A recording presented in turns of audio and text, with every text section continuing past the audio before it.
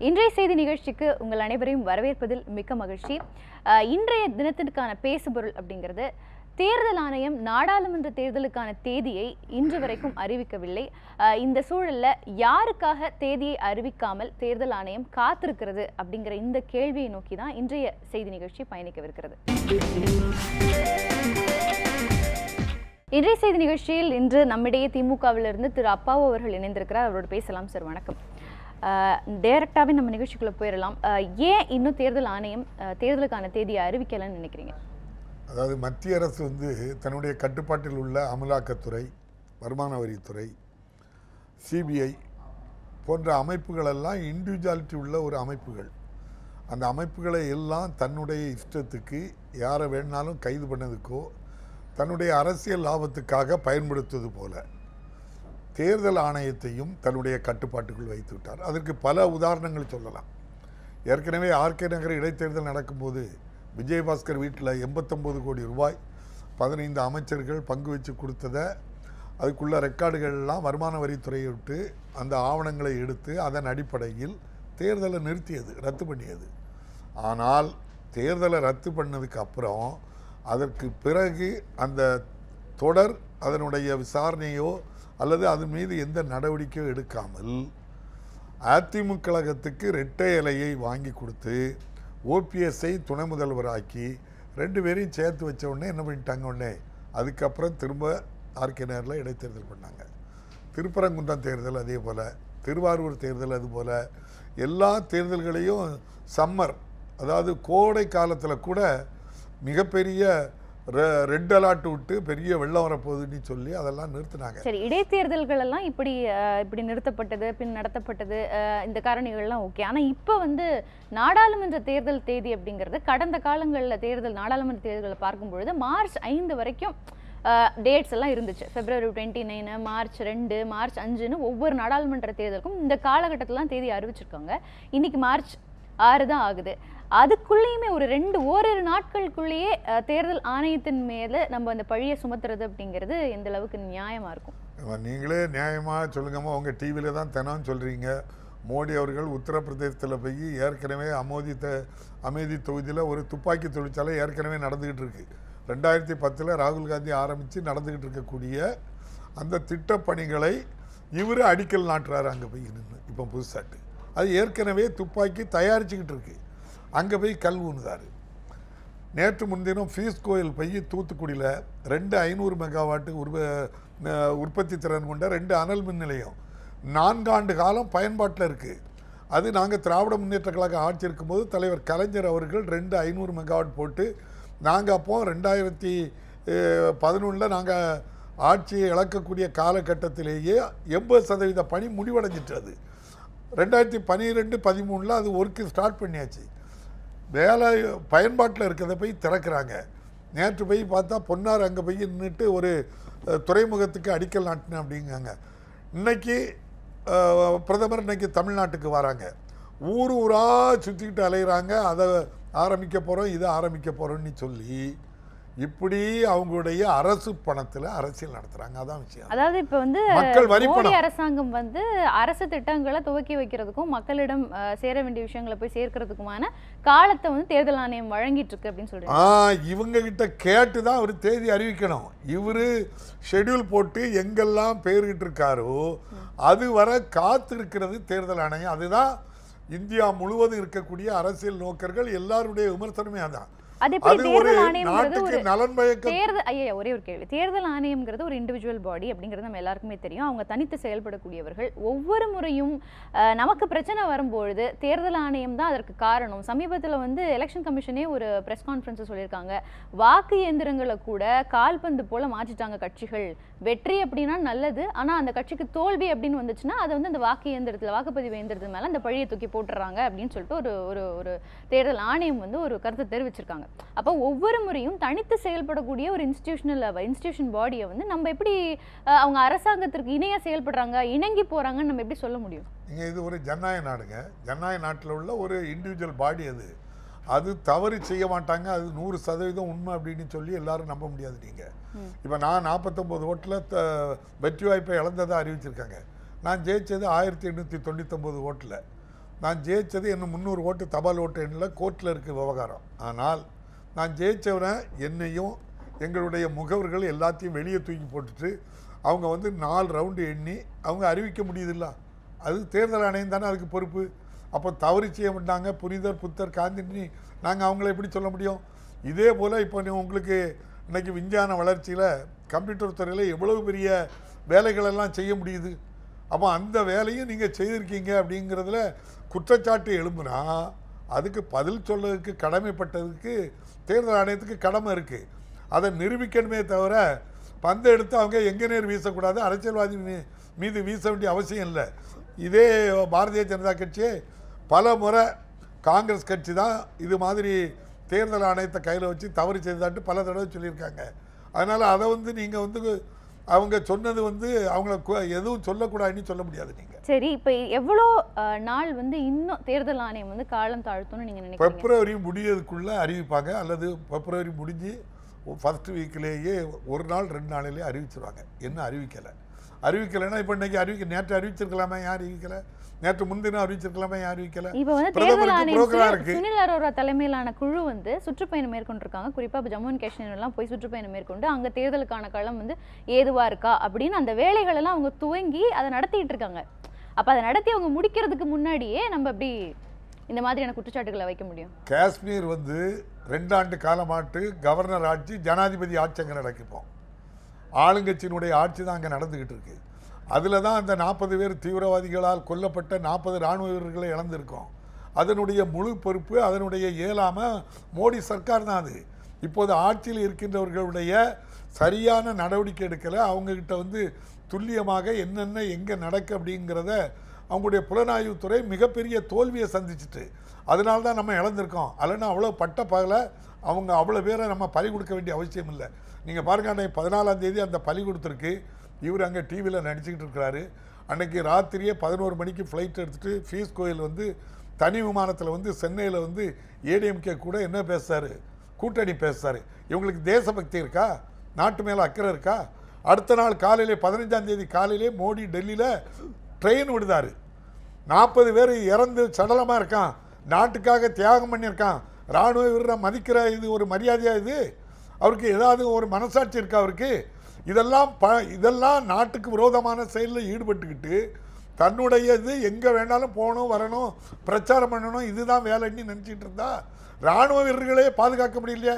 நம்ம நிம்மதியாக இருக்கோம்னா அதுக்கு இராணுவ வீரருடைய தியாகம். அவங்க தான் ராப்பகலாட்டு தன்னுடைய உயிரை நீத்து நம்மளை பாதுகாக்காங்க. இவர் உல்லாசமாக அலைதாருன்னா என்ன நியாயம் இருக்குது சொல்லுங்கள்? இதே 14ஆம் தேதி ஃபீஸ் கோயில் தனி விமானத்தில் தமிழ்நாட்டுக்கு வந்தாங்களா வரலையா? நீங்கள் அவ்வளோ பேரும் போனீங்களா? யாராவது கேட்டிங்களா நீங்கள் என்னப்பா அங்கே 40 பேர் செத்து கிடக்கான், நீ ஏப்பா இப்படி தனி விமானத்தில் அலைதான்னு யாராவது கேட்டாமா? அப்போ எந்த அளவுக்கு நாட்டில் இராணுவ வீரர்களுக்கு ஒரு அவமரியாதையை கொடுக்குற ஒரு ஆட்சி இருக்குது. இந்த ஆட்சியை நம்பி நம்ம எப்படி இது பண்ண முடியும்? இதனால தான் காஷ்மீரில் எவ்வளோ நாள் இருந்திருக்கு. இவங்க ஆட்சி தானே. போய் இவங்க சர்வே பண்ணக்கு இப்போ தான் போகணுமா? அந்த மாநிலத்துக்கு மட்டும் பார்லிமெண்ட்டை நிப்பாட்டு மற்ற இடத்துக்கு நடத்தலாமா? ஏன் அறிவிப்பு வரல? இவர் என்ன காஷ்மீர்லேயே போய் இருக்காரு நம்ம பிரதமர்? அங்கே வந்து பார்டரில் என்னென்ன பிரச்சனை இருக்குன்னு பார்க்கறதுக்கு இல்லையே, ஊராக தானே அலைதார்.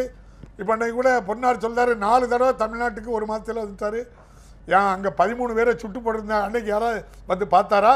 ஒரு ட்விட்டரில் கூட 13 பேரை சுட்டது தவறுனாரா? உங்கள் வயசு இருக்கும் ஒரு பெண்மணியை வாயில் துப்பாக்கி வச்சு போலீஸ் சுட்டதை கண்டிச்சாரா அன்றைக்கி?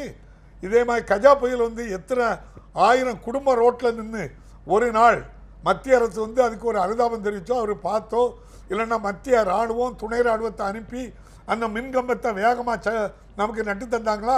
இப்படியெல்லாம் செய்யாத ஒரு மோடி. காங்கிரசினுடைய மூத்த தலைவர் அகமது பட்டேல் வந்து ஒரு கருத்தை முன் வச்சிருக்காரு. அங்கிருந்து தான் இது வந்து இந்த விவாதம் அப்படிங்கிறது வலுப்பெறுது. மோடி அவர்கள் அவங்களுடைய அரசு பயணங்களையும் மக்களிடம் கொடுக்க வேண்டிய பணங்கள் நலத்திட்டங்கள் இதெல்லாம் முடிக்கிற வரைக்கும் வந்து தேர்தல் ஆணையம் காத்துக்கிட்டு இருக்கு அப்படிங்கிற ஒரு விஷயத்த சொல்லியிருக்காரு.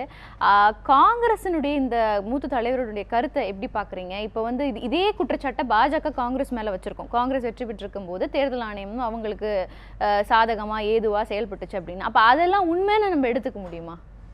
அதாவது அகமது பட்டேல் வந்து இப்போ நாட்டினுடைய நிலைமையில தேர்தல் ஆணையம் செய்கிற காலதாமதத்துக்கு உள்ள பதிலை சொல்றாரு. அவர் இது என்ன காரணத்துக்காக இது செய்கிறாங்க அப்படின்னு சொன்னால் அவங்களுக்கு நலத்திட்ட உதவிகள் மக்களுக்கு கொடுக்குறோம் அப்படின்னு சொல்லி ஒரு தவறான நலத்திட்டம் எதுவுமே கிடையாது. நீங்கள் வந்து சிறு விவசாயிகளுக்கு 6000 ரூபா கொடுக்குறோம் ஆண்டுக்கு, முதல் தவணை 2000 ரூபா கொடுக்கோம் அப்படின்னு சொல்லி 43 கோடி பேருக்கு கொடுக்குறாங்க. அது மொத்தம் 43 பேர் கோடிக்கும் கொடுக்கறது மொத்தமே 25,000 கோடி தான் வருஷத்துக்கு. ஆனால் ஒரே ஆளுக்கு திவாலான அனில் அம்பானிக்கு இராணுவ தளவாடங்கள் தயாரிக்கிறதுக்காக 30,000 கோடி ரூபா கொடுத்துருக்காரு. அவர் மஞ்சள் பேப்பர் கொடுத்து இப்போ அவரை பிடிச்சி உள்ளே போகிறாங்க. அந்த எரிக்சன் கம்பெனிக்கு 500 கோடி ரூபா கடன் வாங்கிட்டு கொடுக்காம இல்லை, உச்சநீதிமன்றம் பணத்தை கட்டி இல்லைன்னா உள்ள போ அப்படிங்கக்கூடிய நிலையில இருக்காப்பா. அவங்க அரசாங்கத்தின் மீதான குற்றச்சாட்டுகள்ங்கிறது வேற. தேர்தல் ஆணையம் ஏன் தேதி அறிவிக்கலங்கறத நம்ம மையப்படுத்தி அதுதான் நான் சொல்றேன். தேர்தல் ஆணையத்துக்கு தான் நான் வரேன். 25,000 கோடி ரூபாய் நலத்திட்டம் கொடுக்கணும் அப்படின்னு சொல்லி அதுக்காக அந்த நிகழ்ச்சி நடக்கக்காக தான் இந்த காலதாமதம். இதுக்கு நமக்கு என்ன சான்று இருக்கு? என்ன ப்ரூஃப் இருக்கு? நேத்து என்ன இருந்து அமைப்பு சாரா தொழிலாளர்களுக்கு அவங்க வந்து 18 வயசுலேருந்து 40 வயசு வரை 15 ரூபாயிலிருந்து 200 ரூபா வரை கட்டினா அவங்களுக்கு 3000 ரூபா, அவங்களுக்கு 60 வயசுக்கு பிறகு ஓய்வூதியம் வழங்கப்படும் அப்படின்னு சொல்லி ஒரு திட்டத்தை கொண்டு வந்திருக்காரு. எப்போ? நேற்று அறிவிக்கிறார். அதில் ஏதாவது இருக்கா? யாராவது பயன்பட முடியுமா? அதில் யாருமே பயன்பட முடியாது. இந்த திட்டத்தை அறிவித்து பல லட்சம் பேர் பயனடைந்தாங்க அப்படின்னு சொல்லி ஒரு மாயையை உருவாக்குதாங்க. அதுக்கு ஒரு திட்டமும் கிடையாது, ஒன்றும் கிடையாது. அதுக்காக தான் நேற்று அறிவிக்கலை. இன்னைக்கு சென்னைக்கு வராங்க. சென்னையில் நலத்திட்டங்கள் உரிய நாங்கள் நடத்த போகிறோம், அதை பண்ண போகிறோம், இதை பண்ண போகிறோம். இதுக்காக காத்திருக்கு தேர்தல் ஆணையம். நான் சொல்றேன், தேர்தல் ஆணையத்தை பயன்படுத்தி நீங்கள் வந்து என்ன செய்யலாம்? நாட்களை வேணா தள்ளி போடலாம், உங்களுடைய தோல்வி நாட்களை. ஆனால் தோல்வியிலிருந்து தப்பவே முடியாது மோடி அவர்கள். ஓடி ஒளிதார். இப்போ நம்ம ரொம்ப வேகா இந்த விஷயத்தை அணுகுறோமோன்னு எனக்கு தோணுது. ஏன்னா நமக்கு எந்த விதமான ஆதாரமும் இல்லாமல், எந்த விதமான சான்றுகளும் இல்லாமல் நம்ம எப்படி வந்து தேர்தல் ஆணையத்தின் மேல நம்மளால குற்றம் சாட்ட முடியும்? அவ்வளவு எளிதா தேர்தல் ஆணையம்ங்கிறது ஒரு தனிப்பட்ட அமைப்பு. இந்த தேசத்துடைய தேர்தல் நடத்துறவங்களே அவங்க தான். அப்ப அந்த அமைப்பு மேலே நம்ம இவ்வளவு ஈஸியா எப்படி நம்மளால குற்றச்சாட்டு வைக்க முடியும்? அந்த குறிப்பிட்ட தேதியில அவங்க வேலையை பார்க்கலன்னு சந்தேகம் வலுக்கலாமா? நம்ம ஒரு நாள் இல்லையாமா, வாரம் இன்னைக்கு 6 நாள், ஒரு வாரம் முடிய போகுது. இவங்க பிப்ரவரி முடிஞ்ச உடனே அறிவிச்சிருக்கணுமே, ஏன் அறிவிக்கலைங்கிறதானே எல்லாருடைய கேள்வி. அதுக்கிடையில் அவர் ராஜஸ்தானில் ஒரு நாள், மத்திய பிரதேசத்தில் ஒரு நாள், இன்னைக்கு தமிழ்நாடு, கேரளா, இப்படியே ரவுண்டில் வராங்க. அப்போ இவருடைய அனுமதி கிடைக்கிறது வர அவர் அறிவிப்பு வெளியிட முடியாது தானே இருக்காங்க. பத்திரிகைகள் ஊடகங்களுக்கு பக்கம் பக்கமா விளம்பரம் வருது. அதை செய்தோம், இதை செய்தோம்னு சொல்லி அரசு பணம், மக்கள் வரி பணத்தை அள்ளி போடுதாங்களே தவிர இதனால நாட்டு மக்களுக்கு ஏதாவது லாபம் இருக்கா? இல்லை. எல்லாரும் நாங்கள் தேர்தலில் நாங்கள் ஜெயிச்சு பிரதமர் ஆனால் 15 கோடி ரூபா அக்கௌண்ட்டுக்கு போடுவேன்னாரு. போடலை. அது கூட ஒன்றும் பிரச்சனை இல்லை. 5000 ரூபாய்க்கு குறைவாக அக்கௌண்ட்டில் பணம் இருந்துங்கக்காக அவதாரம் போட்டு 5000 கோடி ரூபா இந்தியா முழுதும் மக்கள் அவங்க சம்பாதித்த பணத்தை கொள்ளையடிச்ச அரசு இது. அதே மாதிரி ஏடிஎம் கார்டில் 10 முறை தான் எடுக்கணும், நீ 15 தடவை எடுத்திருக்கா, அதுக்கு உனக்கு அவதாரம் போடுறேன் அப்படின்னு சொல்லி 5000 கோடி ரூபா அதில் அவதாரம். 10,000 கோடி ரூபா மக்கள் வரி பணத்தை கொள்ளையடிக்கிறாங்க. ஆனால் அனில் அம்பானிக்கு 30,000 கோடி ரூபாயை நீங்க சொல்லக்கூடிய விஷயங்கள் வந்து கடந்த ஆண்டுகள்ல ஆட்சியில பாஜக அரசாங்கம் இருக்கும் பொழுது மக்கள் வந்து எல்லாத்தையும் பார்த்திருப்பாங்க, மக்கள் உணர்ந்திருப்பாங்க, யாருக்கு வாக்களிக்கணுங்கிறத அவங்க முடிவு செஞ்சிருப்பாங்க. அதுக்கான காலத்தை அவங்க எடுத்துக்கிறாங்க. தேர்தல் ஆணையம் கொடுக்கக்கூடிய இந்த காலத்தினால் மட்டும் அதை மட்டுமே பயன்படுத்திக்கிட்டு பாஜக அரசாங்கம் எல்லாரையும் போய் சந்திச்சு அதனாலேயே ஓட்டை வாங்கிடும் சொல்றது வந்து எப்படி வந்து ஏற்றுக்கொள்ள கூடிய ஒரு விஷயமா இருக்கும்? அவ்வளவு ஈஸியா நான் என்ன கேட்கிறேன்னா, அவ்வளவு ஈஸியா மக்கள் இன்ஃப்ளூயன்ஸ் ஆயிடுவாங்களா? இந்த இவங்க கொடுக்கக்கூடிய இந்த ஒரு வார காலத்துக்குள்ளேயே மோடியால எல்லா பிரச்சாரத்தையும் மேற்கொள்ளப்பட்டு மக்கள் ஈஸியா இன்ஃப்ளூயன்ஸ் ஆயிடுவாங்கன்னு கேக்குறேன். இது தேர்தல் நேரம். இந்தியா முழுவதும் இருக்கக்கூடிய ஊடகங்கள்லயும் பத்திரிகைகள்லயும் 10,000 கோடி ரூபாய்க்கு விளம்பரப்படுத்துறாங்க. அப்போ இந்த ஊடகங்களில் போறதும் பத்திரிகைகள் போறதும் இன்னைக்கு இந்த தேர்தல் நேரத்தில் அவங்களுடைய மனதில் நாங்கள் விவசாயிக்கு 2000 ரூபா கொடுக்குறோம், இனிமேல் எல்லாரும் நிம்மதியாக இருக்காங்க, அமைப்பு சாரா தொழிலாளர்களுக்கு நாங்கள் இது கொடுக்க போகிறோம், அதே மாதிரி இன்சூரன்ஸ் கொடுக்க போகிறோம், இப்படி விளம்பரப்படுத்திக்கிட்டே இருந்தால் மக்கள் மனதில் அது நிற்குன்னு நம்புகிறாங்க. கள நிலவரம் அது இல்லை. மக்கள் எதிர்பார்த்துருக்காங்க, எங்கள் பணத்தை நாங்கள் போட்டதுக்கு எவ்வளோ சங்கடப்படுத்துகிறாங்க எங்களை, 500 1000 செல்லாத நோட்டு ஆக்கி அதை நாங்கள் பார்த்துக்கிட்டு தான் அப்படின்னு இருக்கேன். ஒரு எதிர்கட்சி குற்றச்சாட்டு தான்மா நாங்கள் சொல்லுவோம். ஆனால் ஆளுங்கட்சி என்ன சாதிச்சோங்கிறத சொல்லி ஓட்டு கேட்கணும். இந்த மத்திய அரசு எந்த ஊர்லேயாவது வந்து நான் இதை சாதிச்சிருக்கேன்னு ஓட்டு கேட்க முடியுதா? விளம்பரப்படுத்துறாங்களே தவிர மக்கள் வரிப்பணம் வீணடிக்கப்படுது, மக்கள் வரிப்பணம் கொள்ளையடிக்கப்படுது. இன்னும் ஒரு வெடிக்கு மேலே சொன்னா ஊடகங்கள் பத்திரிகையாளர்கள்லாம் கூப்பிட்டு கோடி கோடியான ரூபாய்களுக்கு மக்கள் வரிப்பணத்தை விளம்பரத்துக்கு கொடுத்து எனக்கு சாதகமாக இருங்கன்னு சொல்லதாகவோ பல தகவல்கள் வந்துகிட்டு இருக்கு. சரி, இப்போ நீங்கள் வைக்கக்கூடிய குற்றச்சாட்டுகள் எல்லாம் ஒரு பக்கம் இருந்தாலும் இந்த மாதிரியான நேரத்தில் தேர்தல் ஆணையம் இப்படி தாமதப்படுத்துறதால இது எதிர்க்கட்சிகளுக்கு எப்படி பாதகமாக அமையும் நீங்கள் நினைக்கிறீங்க? இப்போ வந்து பாஜகவுக்கு இது எப்படி சாதகமாக அமையுதுன்னு நீங்கள் சொன்னீங்க, ஆனால் எதிர்க்கட்சிகளுக்கு நாடு முழுவதும் இது எந்த அளவுக்கு பாதகமாக அமையும்னு நீங்கள் சொல்கிறீங்க, நீங்கள் நினைக்கிறீங்க? ஆளுங்கட்சிக்கு சாதகங்கிற பேச்சுக்கே இடம் கிடையாது.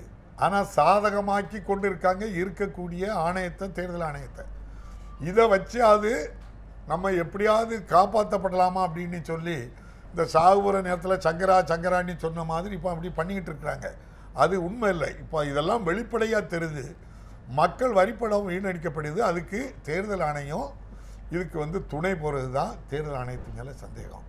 அது பயத்தில் இருக்காங்களா இல்லை என்ன நோக்கத்துக்காக அவங்க பயப்பட வேண்டிய அவசியம் கிடையாது. சரி, அவங்க பயத்திலே இருக்கட்டும். ஆனா எதிர்க்கட்சிகள் ஏன் இதை பயமா பாக்குது? நாங்க பயமா பார்க்கல. மக்கள் வரிப்பணம் போகுது இல்லாமா கோடி கோடியாட்டு. இப்ப நீங்க தமிழ்நாட்டில் எம்ஜிஆருக்கு 100ஆண்டு விழா அந்த அம்மா ஜெயலலிதா இருக்கவரை கொண்டாடல. அந்த அம்மா இறந்ததுக்கு அப்புறம் 101வது வருஷத்துல தான் 100வது விழான்னு கொண்டாடினாங்க எடப்பாடியார். அவ்வளவு மாவட்டம் 32 மாவட்டத்திலையும் அரசு பணத்தை ஒரு 500 கோடி ரூபாயை எடுத்து அங்க கொண்டு போய் அரசு விழாவா நடத்தி அங்கே அரசியல் பேசுறாங்க. அதே போல தான் மக்கள் வரிப்பணத்தை கொண்டு போய் ஊரா இன்னைக்கு அரசியல் பண்ணுறாரு. அரசு பணம், மக்கள் வரிப்பணம், அரசு விழா. ஆனால் எதை நடத்துகிறாரு அவர்? அரசியல் பண்ணுறாரு. அங்கே போயிட்டு 40 பேர் இறந்துருக்காங்க ஜார்க்கண்டில். போய் அவர் இன்னும் அந்த 40 பேர் இறந்த பணத்தை போட்டு அங்கே போய் உட்கார்ந்துக்கிட்டு அரசியல் பேசுறாரு அவர். அப்ப இதெல்லாம் நியாயமா? இல்ல, நான் என்ன கேட்கணும்னா ஆரம்பத்துல இருந்து கேட்கக்கூடிய கேள்வி என்னன்னா, இது எல்லாமே எதிர்க்கட்சிகளுடைய வளர்ச்சியையோ இல்ல அவங்களுடைய தேர்தல் பர்ஃபார்மன்ஸையோ குலைச்சிடும் அப்படின்னு நீங்க நினைக்கிறீங்களான்னு கேட்கிறேன். இல்ல, அதுதானமா தேர்தல் ஆணையம் தன்னுடைய கடமையிலிருந்து தவறிய ஒரே காரணத்தினால மோடி அவர்கள் மக்களுடைய வரிப்பணத்தை பலாயிரம் கோடி ரூபாயை வீணடிச்சு அரசியல் பண்றாரு. அரசியலுக்காக பயன்படுத்துறாங்க. நீங்க தேர்தலுக்காக இதுவரை மக்கள் பட்ட கஷ்டத்தை, விவசாயப்பட்ட கஷ்டத்தெல்லாம் அறிஞ்சு புரிஞ்சு தெரிஞ்சு அவர் நான் வந்த உடனே விளைபொருளுக்கு 2 மடங்கு விலை தருவேன்னாரு. அதெல்லாம் பண்ணாமல் இப்போ வந்து 2000 ரூபா கொடுக்கேன் அப்படின்னு சொல்லி கொடுத்தா தேர்தல் வருது, அவங்க ஓட்டு போடணும், அப்போ ஏமாத்துறாரு அப்படிங்கிறது தான். அதை தான் தமிழக அரசும் செய்யுது. இதுக்கு தேர்தல் ஆணையம் துணை போகக்கூடாதுங்கிறது தான் எதிர்க்கட்சியுடைய குற்றச்சாட்டு. இவங்க போனதுனால இது முடிவில்லை. அதான் நான் சொன்னேன், இந்த தேர்தல் ஆணையம் காலந்தாழ்த்ததுனால மோடியினுடைய தோல்வி, எடப்பாடியினுடைய தோல்வி தள்ளி போடலாமே தவிர தவிர்க்க முடியாது, தப்பிக்க முடியாது. அவரு இவ்வளவு தீர்க்கமா நீங்க இருக்கும்போது அப்புறம் என்ன சிக்கல்?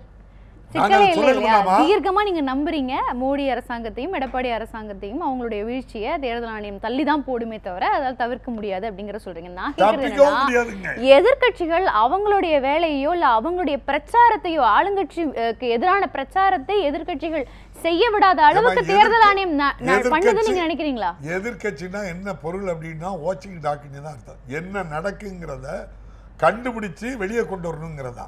இவர் செய்த தவறுகளை நாங்கள் சொல்லணும். நான் பாருங்க, இப்போ இவர் 1ஆம் தேதியே இந்த தேர்தல் அறிவிச்சிருக்குமானா இந்தியாவில் இருக்கக்கூடிய 5 பெரிய விமான நிலையங்கள் திருவனந்தபுரம் உட்பட இன்னைக்கு அதானிக்கு கொடுத்துட்டாரு. அவ்வளோத்தையும் யார் கொடுக்க சொன்னா? இவரை. இங்கே ஒரு பக்கம் போர் நடந்துக்கிட்டு இருக்கு, இன்னொரு பக்கம் தேர்தல் சூடு பிடிச்சிக்கிட்டு இருக்கு. இந்த நேரத்தில் அதானியை கூப்பிட்டு மிகப்பெரிய ஏர்போர்ட்டை 5 ஏர்போர்ட்டை இந்தியாவில் அவருக்கு லீஸ் கொடுத்தா யாருக்கு கொடுக்க, எப்படி கொடுக்கலாம்? யாரை வச்சு கொடுக்குறாரு? அப்போ இந்தியாவை வித்துக்கிட்டு இருக்கிறாருல அவரு. மோடியை வந்து இதுவரைக்கும் இந்தியாவுக்கு உருவாக்குனது எதையாவது ஒன்றை சொல்ல முடியுமா?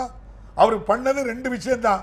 500 1000 செல்லாதுன்னாரு, இந்தியாவை வித்துக்கிட்டு இருக்கிறாரு. இல்லைங்கய்யா, நான் கேட்குற கேள்வி என்னன்னா, தேர்தல் ஆணையம் மேலே தேர்தல் நெருங்கக்கூடிய சமயத்தில் எதிர்க்கட்சிகள்லாம் குற்றச்சாட்டு வைக்கிறது அப்படிங்கிறது ஏற்றுக்கொள்ளக்கூடியதான், நான் ஏற்றுக்கொள்கிறேன்.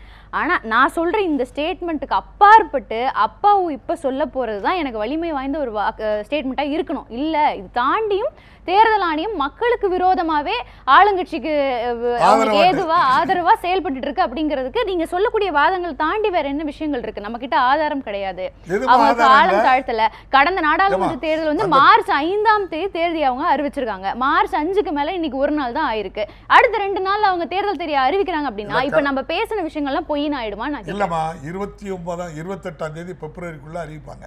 ஃபர்ஸ்ட் வீக்ல 1, 2, 3, 4 தேதிக்குள்ள அறிவிக்கணும். தேர்தல் அறிவிக்கக்கூடிய எந்த சூழல்லையும் அவங்க இன்னும் வரல. தேர்தல் ஆணையம் இவங்க கட்டுப்பாட்டில் இருக்கிறாங்க. அதனால தான் என்னெல்லாம் பண்ண போறாங்களோங்கிறத சந்தேகம் அளிக்குது இல்லை அவங்களுக்கு. நீங்கள் தேர்தல் ஆணையம் வந்து தன்னுடைய கடமையை செய்திருந்தா யாருக்கும் இதில் வந்து ஐயப்பாடு ஏற்பட்டிருக்காது. இன்னும் கூட நீங்கள் தமிழ்நாட்டில் இருக்கக்கூடிய 21 சட்டமன்றத்துக்கு 2 ஆண்டு காலம் யாரு கிடையாது, எம்எல்ஏ ரெப்ரஸன்டேட்டிவ் கிடையாது. ஆனால் இதுவரை தீர்க்கமாக அதில் தேர்தல் வரப்போது நீங்கள் கூட இன்னும் வெளிப்படையாக சொல்ல மாட்டேங்காங்க. அப்போ இந்த அளவுக்கு மோடி அவர்கள்ட்ட கேட்டு தான் பண்ண போகிறாங்க. ஏற்கனவே இருக்கக்கூடிய தமிழக அரசு என்ன சொல்லுது, 21க்கு இடைத்தேர்தல் வைக்கக்கூடாது, வச்சா நாங்கள் 21லையும் தோற்றுருவோம், 21 திமுக ஜெயிச்சிரும், தளபதி ஸ்டாலின் முதல்வர் ஆயிடுவார், எங்கள் ஆட்சி போயிடும், அதனால் வைக்காதுங்கன்னு அவங்ககிட்ட சொல்லிகிட்டு இருக்காங்க.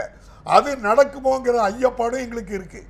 ஆக தேர்தல் ஆணையம் எல்லா வகையிலையும் மத்திய அரசுடைய கட்டுப்பாட்டில் இருக்கிறனால தான் இங்கே இருக்கக்கூடிய ஆட்சியை தொடர்ந்து நீடிச்சுக்கிட்டு இருக்கு. அதாவது 21 இடைத்தேர்தல்களையும் அதிமுக வெல்லணும் அப்படிங்கிற அந்த தீர்க்கமான முடிவில் அதுக்கேற்ற மாதிரியான கூட்டணி வியூகங்களை இப்போவே எடப்பாடியை வந்து வியூகங்களை வகித்து அதை நோக்கி போயிட்டு இருக்கிற சூழல்ல நீங்க எப்படி அவ்வளோ ஈஸியா வந்து சொல்ல முடியும்? திமுக தரப்புல இருந்து 21 தொகுதியிலையும் அவங்க வந்து எல்லாருமே ஊடகங்கள் பத்திரிகைகள் எல்லாருமே அதிமுகன்னு சொன்னா இன்னும் ஜெயலலிதா காலத்தில் அதிமுக போல, எம்ஜிஆர் காலத்தை அதிமுக போல ஒரு பிம்பத்தை உருவாக்கி பார்க்குறீங்க.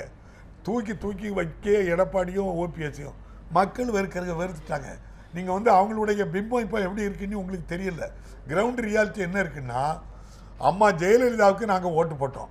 அந்த அம்மா ஒரு வருஷம் கழிச்சு டிசம்பரில் இறந்து போனாங்க. அதுக்கப்புறம் இப்போ ஆட்சியில் இருக்கக்கூடிய எடப்பாடி அவர்களுக்கு அவங்க ஓட்டு போடலை. இவங்க மேலே கொலைப்பழி இருக்குது. அம்மையார் ஜெயலலிதாவை கொன்னது யார் சொல்றா? திண்டுக்கல் சீனிவாசன் சொல்றாரு, எங்கள் அம்மாவை ஸ்லோ பாய்சன் கொடுத்து கொன்னுட்டு எங்கள் அம்மா கொள்ளையடித்த பணத்தை கொடநாட்டிலேருந்து கொள்ளையடிச்சுட்டு போயிட்டாங்கிற குற்றச்சாட்டெல்லாம் இவங்க பேரில் இருக்குது. அப்போ இது நான் சொல்ல, அவங்க சொல்ல. நேற்று கூட சிவி சண்முகம் சொல்கிறாரு. என்ன சொல்கிறாரு? அந்த அம்மாவுக்கு சுகர், அவங்களுக்கு அல்வாயும் பழ ஜூஸில் சுகர் போட்டு கொடுத்து இதுதான் ஸ்லோ பாய்சனாக போட்டு கொண்டுட்டாங்க, அதுக்கு தான் விசாரணை வேணுங்காரு. இதே ஏதோ ஓபிஎஸ் துணை முதல்வர் ஆர்கே நகர் தேர்தலில் இந்த ஜெயலலிதா அம்மா பணம் மாதிரி தயார் பண்ணி ஓட்டு கேட்க போறாரு.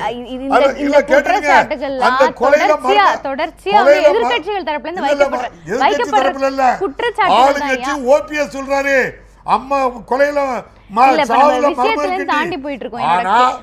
6 தடவை சமூக அனுப்புறதுக்கு பிறகும் என்னும் போய் இவர் போய் அப்பியர் ஆகலையே ஆணையத்தில் போய். அப்ப இவங்க எல்லாம் சேர்ந்தானே கொண்டாங்க. அதான் மக்கள் கேட்காங்க, வரட்டு ஏடிஎம்காரன் எங்கள் அம்மாவை எப்படி கொண்டான்னு கேட்க போகிறாங்க. இப்போ இருக்கக்கூடிய ஏடிஎம்கே ஓபிஎஸ் ஒரு பக்கம், எடப்பாடி ஒரு பக்கம், நேற்று பண்ரூட்டில் பாருங்கள் சம்பத் ஒரு பக்கம், இந்த பக்கம் சத்யா எம்எல்ஏ ஒரு பக்கம் ஆட்கள் ரோட்டில் போட்டு மண்டியை உடைச்சி அவன் பேரில் வழக்கு போடு இவன் பேரில் வழக்கு போட்டுருக்காங்க. இவங்களுக்கு மக்கள் யார் ஓட்டு போடுவா? தம்பித்துறை போறாங்க. மக்கள் யார் ஓட்டு போடுவான்னு நிச்சயமா பார்க்கலாம். தேர்தல் ஆணையத்தின் மேல நீங்க வைக்கக்கூடிய குற்றச்சாட்டுகள் எப்படி நியாயமா நியாயம் இல்லையான்னு நம்ம பேசியிருக்கோம். பாக்குற மக்களுக்கு புரியும். எதிர்கட்சிகள் இப்ப அவங்க கையில எடுக்கிற வியூகமா இது இல்ல உண்மையில ஆளுங்கட்சிக்கு சாதகமா தேர்தல் ஆணையம் நடந்திருக்கா அப்படிங்கறத மக்கள் தீர்மானிச்சிட்டோம்.